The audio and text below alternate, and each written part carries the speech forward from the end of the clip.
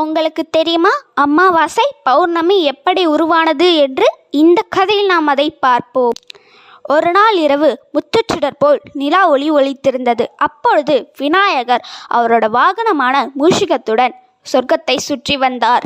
மூஷிகத்தால் அவரோட கணம் தாங்காமல் தவறுதலாகி கீழே விழுந்துவிட்டது. அதனுடன் சேர்ந்து விநாயகரும் கீழே விழுந்துவிட்டார். இதை கண்ட சந்திரன், குண்டு விநாயகர் கொழுக்கட்டை போல் கீழே விழுந்து விட்டார் என்று கேலி செய்தார்.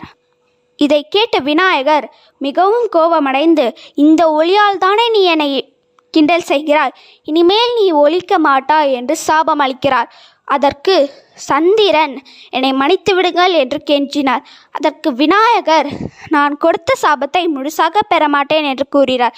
அதற்கு பதிலாக நான் பாதிதான் பெறுவேன். வளர்ப்பிறை தேய்ப்பிறை, அதாவது அமாவாசை பௌர்ணமி.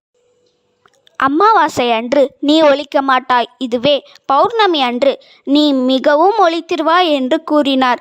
அதற்கு சந்திரன் மிகவும் நன்றி தெரிவித்தார். உங்களுக்கு தெரியுமா அமாவாசை பௌர்ணமி எப்படி உருவானது என்று?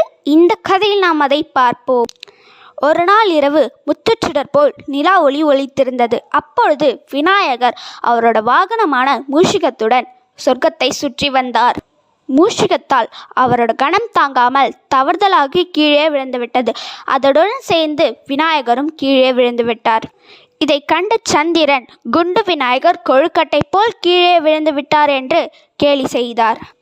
இதை கேட்ட விநாயகர் மிகவும் கோபமடைந்து, இந்த ஒளியால் தானே நீ என்னை கிண்டல் செய்கிறாய், இனிமேல் நீ ஒலிக்க மாட்டாய் என்று சாபம் அளிக்கிறார். அதற்கு சந்திரன்,